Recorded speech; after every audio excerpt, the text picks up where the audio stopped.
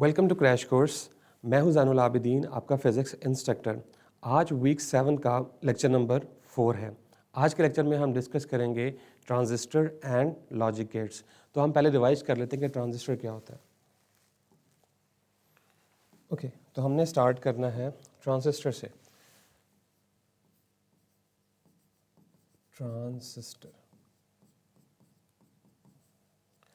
Transistor हमारे पास basically ऐसी device होती है जिसमें दो पीएन जंक्शंस होते हैं। फॉर एग्जांपल कि हमारे पास पीएन जंक्शन है,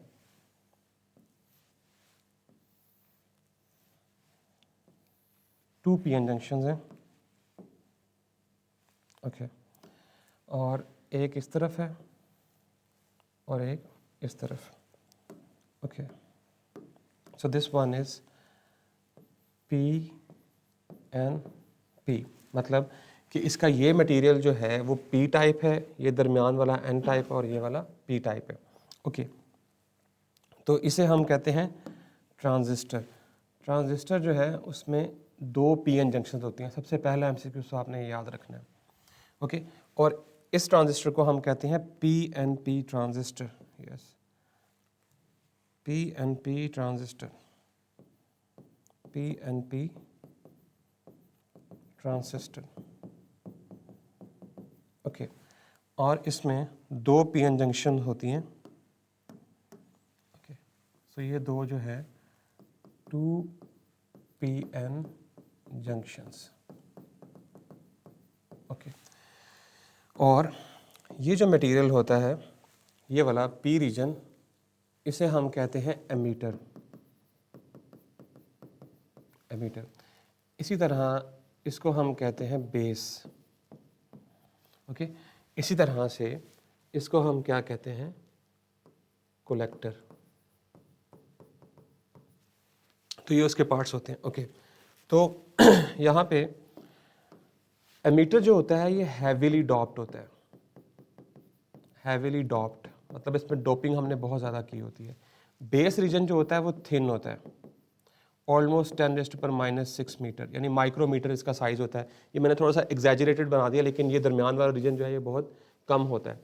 इसी तरह से कलेक्टर जो है, कलेक्टर मेरे पास साइज के लिहाज से सबसे लार्ज हिस्सा होता है, लार्ज साइज, लेकिन जो इसकी डोपिंग होती है वो एमीटर से कम होती है। ओके, तो ये बेसिकली हमारे पास ट्रांजिस्टर है। अब ट्रांजिस्टर करता क्या है? ट्रांजिस्टर जो है वो ट्रांसमिट करता है, या आप कह लें ट्रांजिस्टर, ट्रांस का मतलब होता है ट्रांसमीटर। तो ये एक्ट करता है एज अ ट्रांसमीटर, और सिस्टर का मतलब है रेजिस्टर। ठीक है, तो ट्रांजिस्टर एक्चुअली क्या करता है, it transmits input signal from low resistance to high resistance. Okay, तो ये क्या करता है कि ये इनपुट सिग्नल को लो रेसिस्टेंस से हाई रेसिस्टेंस में क्या करता है, ट्रांसफर करता है। अब मैंने आपको बना के दिखाया पीएनपी। तो हमारे पास दो कॉन्फ़िगरेशन के ट्रांजिस्टर्स होते हैं, एक होता है पीएनपी और एक होता है एनपीएन। तो मैं आपको समझा देता हूँ कि पीएनपी में जो मेजॉरिटी चार्ज कैरियर्स होते हैं, वो बेसिकली होल्स होते हैं। इसमें कौन से होते हैं? होल्स। ओके, इसी तरह से अगर आप मुझे अलाउ करें तो मैं इसको यहीं से रेस करके एनपीएन लिख देता हूँ। ओके, तो अब जो है ये एनपीएन, ये दूसरा ट्रांजिस्टर है। ओके, तो एनपीएन जो है, इसमें जो मेजॉरिटी चार्ज कैरियर्स होते हैं एनपीएन में, वो क्या होते हैं? इलेक्ट्रॉन्स। ये याद रखना है आपने। पीएनपी में होल्स होते हैं, मैं साथ लिख मेंशन भी कर देता हूँ कि पीएनपी में होल्स होते हैं और एनपीएन में हमारे पास क्या होते हैं? इलेक्ट्रॉन्स। और हमें इस बात का पता है कि mobility of electrons is higher than holes. जी, इलेक्ट्रॉन्स की मोबिलिटी जो है वो होल्स की निस्बत क्या होती है, ज़्यादा होती है। इसलिए हम मेजॉरिटी या फॉर बेटर आउटपुट पर्पसेस हम लोग NPN ट्रांजिस्टर ज़्यादा यूज़ करते हैं। मतलब NPN कॉन्फ़िगरेशन का ट्रांजिस्टर जो है वो आप ज़्यादा यूज़ करते हैं और PNP का आप इतना ज़्यादा यूज़ नहीं करते। बाकी कुछ इसके सर्किट सिंबल्स हैं, मैं उसमें उसकी डिटेल में नहीं जाऊँगा क्योंकि टाइम शॉर्ट है, मैंने वर्कशीट भी डिस्कस करनी है, बस आप फंक्शन समझ लें इसका। ओके, तो इसके लिए मुझे क्या करना पड़ेगा, मैं भी आपको बना के दिखाता हूँ। अब फर्स्ट करें, यस, मेरे पास ये ट्रांजिस्टर है एक, ओके ओके, और अब इसकी बेस बना लेता हूँ मैं कुछ इस तरह से। ओके, अब मैंने प्रॉपर बनाया है इसको। तो मैंने आपको बताया था कि हम यूज़ करते हैं N, P और N। अगर आप देखें तो कलेक्टर का साइज़ एमीटर और बेस से ज़्यादा है, लेकिन एमीटर जो है उसकी डॉपिंग जो है वो हाई होती है, और बेस जो होती है, ये दरमियान वाला हिस्सा जो है इसको बेस कहते हैं, बेस बहुत ज़्यादा थिन है। ओके, तो हम इसे एक्सटर्नल सर्किट के साथ जोड़ देते हैं। अच्छा, अब इसे कहते हैं बाइजिंग, कि किस तरह से हम इसे बाइस करें कि ट्रांजिस्टर जो है वो अपनी वर्किंग में आ जाए। ठीक है, ओके ओके, तो आपने याद रखना है, आपने ये बात याद रखनी है कि ये PN जो है इसको हमें क्या करना पड़ता है, यानी बेस एमीटर जंक्शन को हमें फॉरवर्ड बाइस करना होता है नॉर्मल फंक्शनिंग के लिए, फॉरवर्ड बाइस्ड। ठीक है, इसी तरह जो बेस कलेक्टर जंक्शन होता है, ये वाला, ये जंक्शन होता है, इसे हमने रिवर्स बायस करना होता है। ओके, ये बात आपने याद रखनी है कि ट्रांजिस्टर को नॉर्मल फंक्शनिंग के लिए तैयार करने के लिए आपको बेस एमीटर, यानी कि ये मैं साथ मेंशन कर देता हूँ,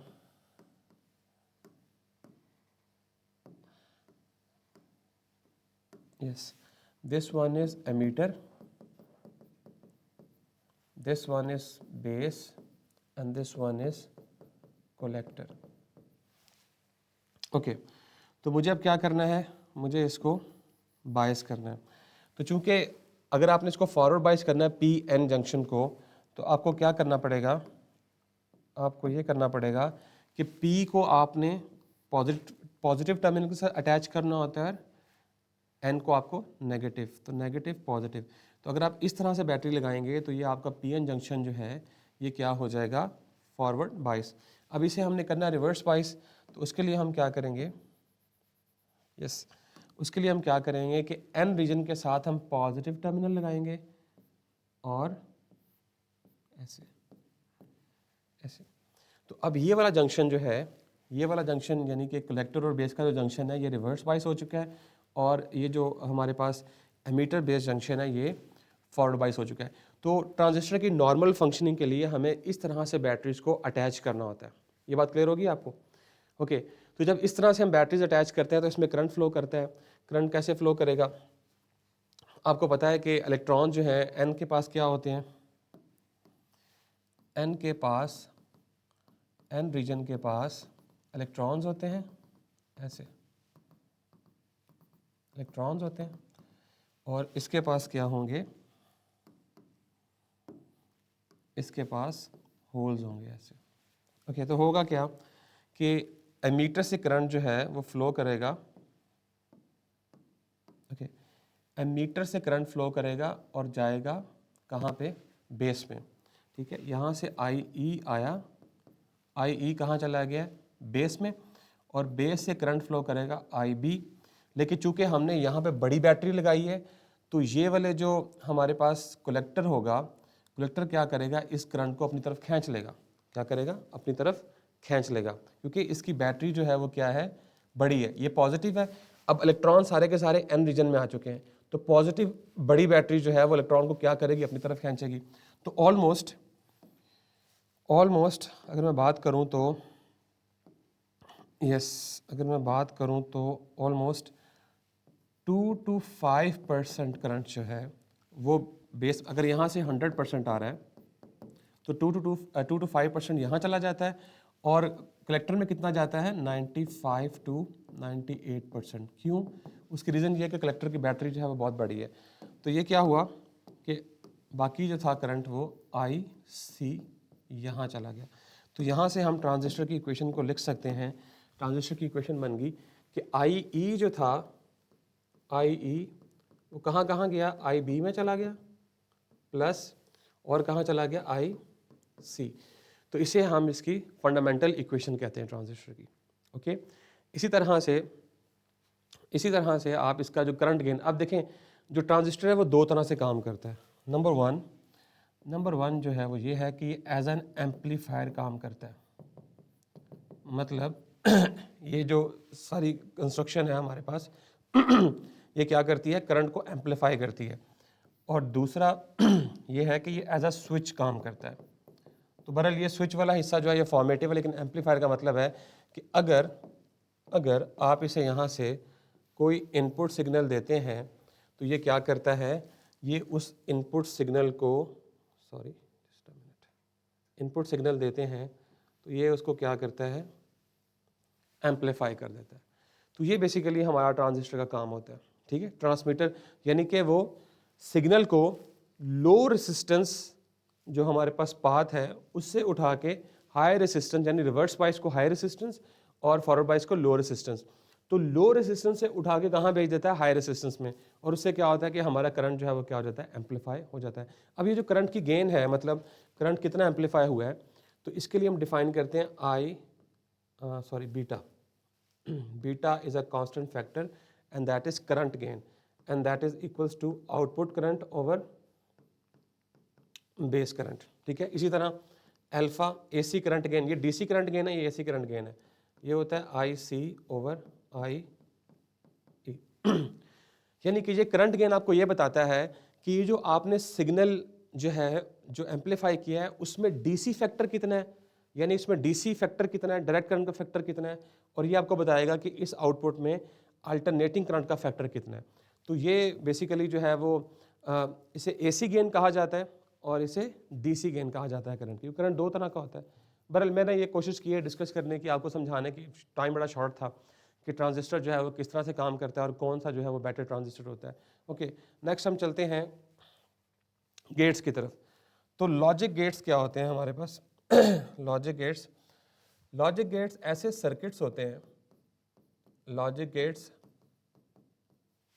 गेट्स ऐसे सर्किट्स होते हैं जो कि परफॉर्म लॉजिकल ऑपरेशंस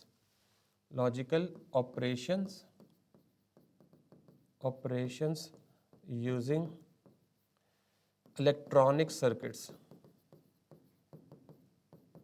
जी, ये लॉजिकल ऑपरेशंस को परफॉर्म करने के लिए आप जो सर्किट्स यूज़ करते हैं उन्हें हम क्या कहते हैं, लॉजिक गेट्स। अब लॉजिक गेट्स कितने किस्म के हो सकते हैं? सबसे पहला जो गेट होता है हमारे पास वो होता है, आप और गेट की बात कर लें,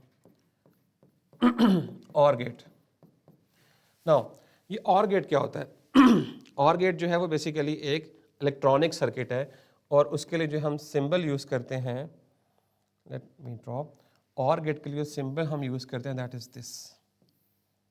सो this is the logical symbol of OR gate. So these are inputs A, B and this one is output that is represented by X. Okay, so now what is the logical operation of this gate? जी, इसका Boolean expression क्या है कि ये दोनों inputs को add करता है। मतलब ये जो आपके पास आउटपुट आएगी that is sum of input A and input B। अब इसके लॉजिकल ऑपरेशंस को डिफाइन करने के लिए हम एक ट्रुथ टेबल बनाते हैं। ट्रुथ टेबल क्या होता है? ट्रुथ टेबल एक ऐसा कलेक्शन ऑफ ऑपरेशंस होता है जो कि ये गेट मिनिमम या मैक्सिमम परफॉर्म कर सकता है। तो हम इसका ट्रुथ टेबल जो है वो डिज़ाइन कर लेते हैं यहाँ पे, truth table. Okay, so we have input A, input B and output. Okay, so inputs लिख लेते हैं यहाँ पे कि मैं आपको कुछ कॉम्बिनेशन याद करवा देता हूँ कि यही कॉम्बिनेशन जो है वो आपने लिखने हैं, जैसे 0 0 1 1 0 1 0 1। अब मुझे आप बताएं कि क्या इसके अलावा 0 और 1 का कोई और कम्बिनेशन बन सकता है? नो, ये पॉसिबल नंबर ऑफ कम्बिनेशन है जो हम 0 और 1 की बना सकते हैं, क्योंकि ये बेसिकली डिजिटल सर्किट्स होते हैं। डिजिटल सर्किट्स जो होते हैं वो सिर्फ और सिर्फ उनके पास 2 स्टेट्स होती हैं, ऑन ऑफ, ट्रू फॉल्स, 0 1, यानी बाइनरी स्टेट जिसे हम कहते हैं। Okay, so we know that and we know that okay sorry, इसको और चेंज कर लेते हैं। यहाँ देखें, तो 0 + 0, जब दोनों इनपुट्स पे 0 दूंगा तो आउटपुट पे क्या आएगा? 0, यस 0, 0 + 1 1, 0 + 1 + 0 1, 1 1 1। ठीक है, तो इस तरह से आप ट्रुथ टेबल जो है वो डिज़ाइन कर सकते हैं। इसी तरह से आपके पास दूसरा गेट होता है, उसे हम कहते हैं एंड गेट। एंड गेट का जो सिंबल होता है वो डी की फॉर्म का होता है ऐसे। Okay, these are the inputs and this is the output, A, B and X। तो ये इसकी इनपुट है, इसकी आउटपुट है, एंड इसका जो एक्सप्रेशन क्या होगा? Boolean expression. यस, हम लिख सकते हैं कि A.B is equals to X। तो मतलब अब आपने मल्टीप्लाई करना है, तो इसका ट्रूथ टेबल भी हम देख लेते हैं कि ट्रूथ टेबल कैसे बनेगा इसका।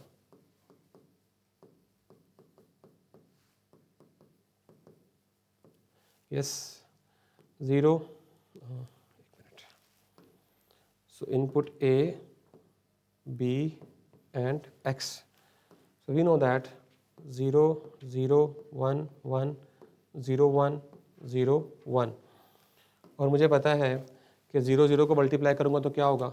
0 1 0 0 1 0 0 1 1 1। तो इस तरह से इसका ट्रूथ टेबल बनेगा। इसी तरह आपके पास नॉट गेट होता है। नॉट गेट जो है वो क्या करता है? इनपुट को फ्लिप कर देता है। अगर आप उसको 1 देंगे तो वो उसको 0 कर देगा, अगर 0 देंगे तो 1 कर देगा। इसी तरह आपके पास नैंड गेट होता है। NAND gate is a combination of AND gate and NOT gate. इसी तरह से आपके पास नॉर गेट होता है। NOR gate is a combination of OR gate and NOT gate. तो ये सारे गेट्स आप इस तरह से स्टडी कर सकते हैं। ओके, नाउ अब जो बात आपने याद रखनी है वो ये है कि हमारे पास कुछ फंडामेंटल गेट्स होते हैं।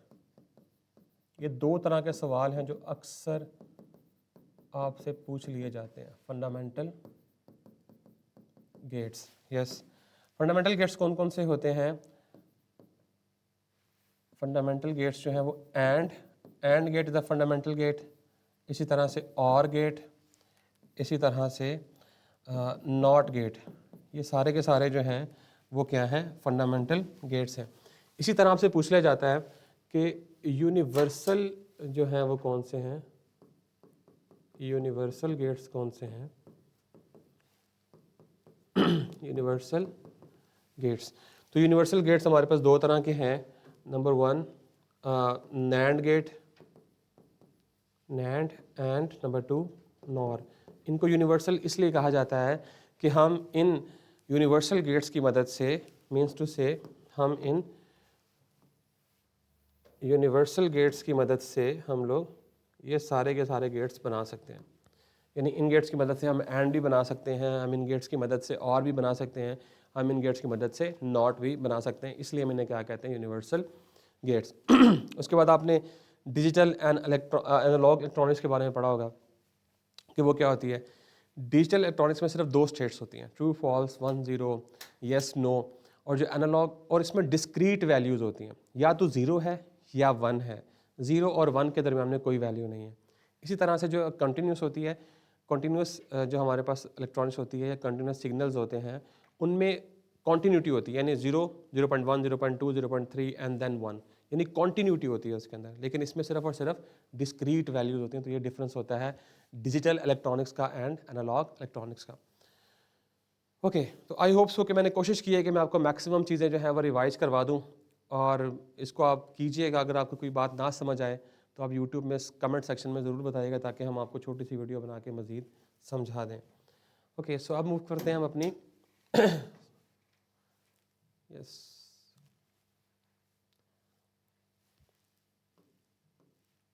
Okay, what does the name transistor signify? Yes, transistor जो है वो क्या करता है, उसका नाम क्या बताता है आपको? जी, वो क्या करता है कि रेजिस्टेंस को क्या करता है, ट्रांसफ़र करता है। और आपने एक और बात भी याद रखनी है कि ये एक बायपोलर डिवाइस है, लेकिन उसने क्योंकि बात की है नाम क्या बताता है, तो नाम तो सिर्फ यही बता रहा है कि रेजिस्टेंस को क्या करता है। वेरी गुड मसीरा, रेजिस्टेंस को ट्रांसफ़र करता है, लेकिन आपने ये भी याद रखना है कि ट्रांजिस्टर जो है वो बायपोलर डिवाइस है। बायपोलर का मतलब होता है, बायपोलर का मतलब होता है कि इसमें हम जो करंट ले रहे हैं वो होल्स की वजह से भी है, ठीक है, और इलेक्ट्रॉन्स की वजह से भी है। तो दोनों चार्ज कैरियर्स हम ट्रांजिस्टर में यूज़ करें, इसलिए हम इसे कहते हैं bipolar, stand for polarity, दोनों चार्जेस हम यूज़ कर रहे हैं, ठीक है। अगर यूनिपोलर होता तो उसमें सिर्फ और सिर्फ एक चार्ज कैरियर होता, फाइन। लेकिन नाम के लिहाज से यही मतलब बनता है ट्रांसफ़र रेजिस्टेंस, लेकिन फंक्शन ये भी करता है, ट्रांसफॉर्म सिग्नल्स भी करता है। It is not a unipolar device, बहरहाल होती हैं लेकिन हमारे सिलेबस में नहीं है अभी। यस, दूसरा है in a transistor which region is the most heavily doped. Yes, मैंने आपको शुरू में बताया था कि इनमें से कौन सा ऐसा जो रीजन होता है ट्रांजिस्टर का जो कि हैविली डॉप्ड होता है, that is emitter. Emitter is heavily doped, ठीक है, वेरी गुड। आगे चलते हैं। Yes, for an NPN transistor, जो कि हम बार बार यूज़ करते हैं क्योंकि इलेक्ट्रॉन की पोलैरिटी, इलेक्ट्रॉन की जो मोबिलिटी होती है वो होल से ज़्यादा होती है। तो नॉर्मली क्या होता है कि बेस एमीटर जंक्शन क्या होता है, मैंने आपको बताया था कि बेस एमीटर जंक्शन को हम फॉरवर्ड बाइस करते हैं और कलेक्टर बेस जंक्शन को हम क्या करते हैं, रिवर्स बाइस। इसका सही ऑप्शन क्या होगा, ऑप्शन बी, यानी कि नॉर्मल फंक्शनिंग के लिए आपको ट्रांजिस्टर की इस तरह से बाइजिंग करनी पड़ती है, ठीक है, वेरी गुड। आगे चलते हैं। सो फोर्थ है हमारे पास, in a transistor the relationship between emitter current, base current and collector current. तो मैंने आपको बताया था कि जो टोटल करंट हम देते हैं एमिटर की तरफ से वो कहाँ कहाँ जाता है, बेस में जाता है प्लस IC। यस, इसका करेक्ट ऑप्शन जो है वो क्या है, सी, okay.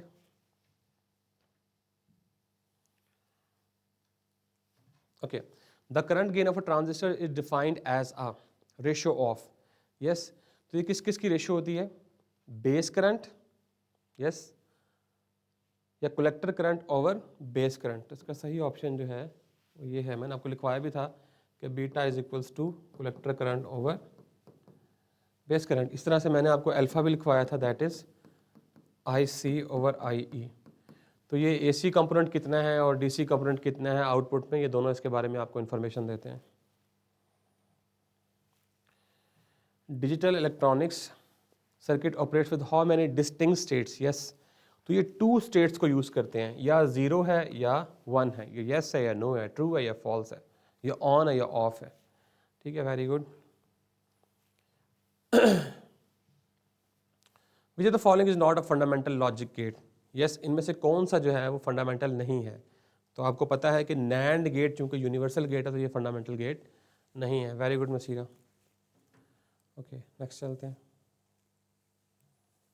The output of a and gate is one only when, जी, आउटपुट क्या था इसका, x is equals to A.B, और ये 1 तभी होगा जब दोनों 1 होंगे, तब आपके पास 1 आएगी, ठीक है, all inputs are 1।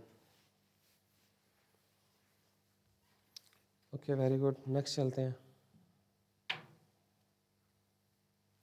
Okay, the Boolean expression for a not gate is, yes, not gate क्या करता है, इन्वर्ट करता है, तो इसका एक्सप्रेशन ये है इनपुट को, यानी कि नॉट गेट आप अगर पढ़ेंगे तो इस तरह से होगा आपके पास A एंड A बार। तो अगर आप 0 देंगे तो 1 होगा, अगर 1 देंगे तो 0 होगा, ठीक है।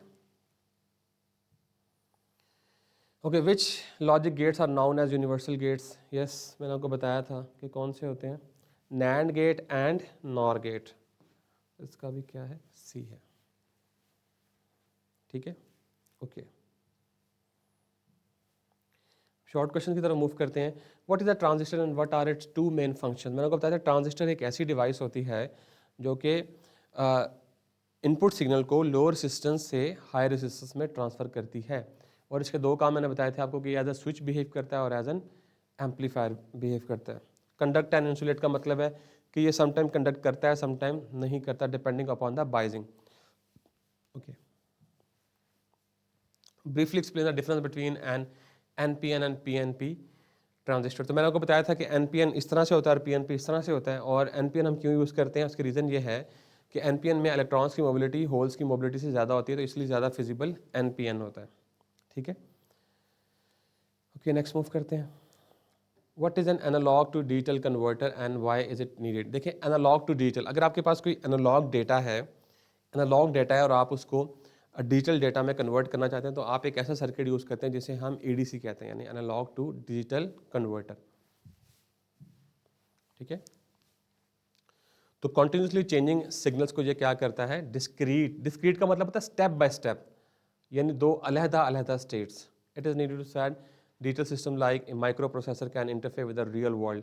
क्योंकि हमारे पास जो रियल वर्ल्ड होता है उसमें तो कॉन्टीन्यूस सिग्नल्स ज़्यादा होते हैं, कॉन्टीन्यूटी ज़्यादा होती है, इसलिए उसको ट्रांसफॉर्म करना मतलब कि इनपुट कंप्यूटर को देने के लिए, ताकि वो उस डेटा को प्रोसेस कर सकें, तो हमें उनको कन्वर्ट करना पड़ता है।